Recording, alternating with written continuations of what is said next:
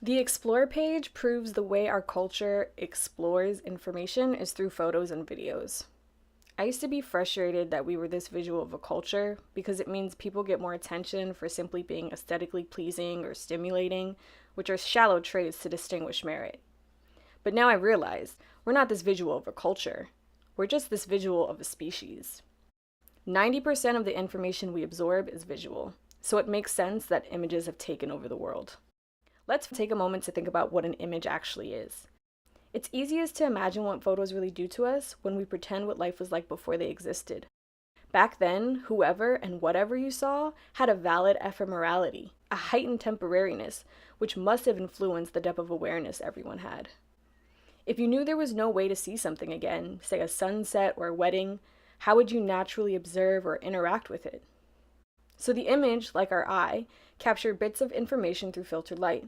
But unlike our eyes, lock in a split second of the surface it's facing, and might I add, less brilliantly so. A photo of the moon is nothing compared to your eyes looking at the moon.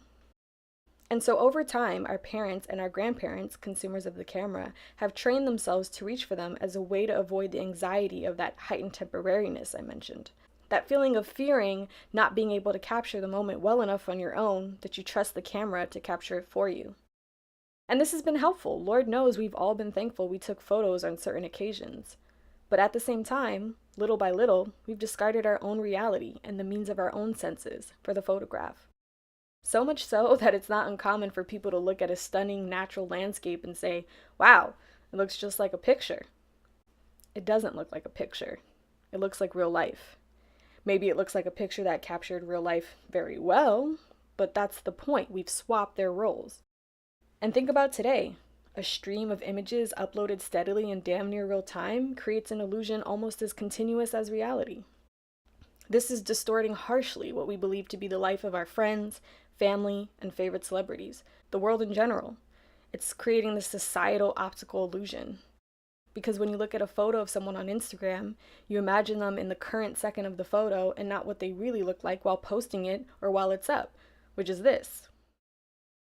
We used to use photos to document things, to show our family where we've traveled or save memories of our favorite days. These are glorious ways to use the camera as quote-unquote permanent eyes. But because of the nature of social media, we don't just use our cameras for eyes anymore. We use them as mouths. For example, do you even know why you post pictures of yourself on the internet frequently? Especially when nothing has even happened? You weren't born that way. But it's become so normal, it's as common as waving hello. It's because in virtual reality, that is what you're doing. You're reminding everyone in your network you're here, you exist, you're getting by.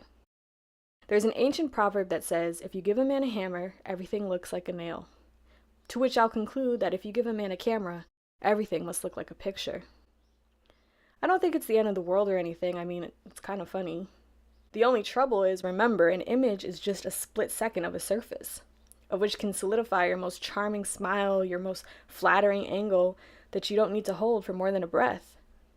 Which means in this language, communication can not only be repulsively misleading, it can be cryptic. Not only can you not tell how people are really feeling through filtered pose photos with uplifting captions, but there's no real incentive to figure out how, because most of us are too busy trying to make sure we're keeping up ourselves. Because money, because brands, social circles, family, because life is on here now. Because now the pressure, the expectation has become to spend all these precious hours making sure everything looks okay in split seconds.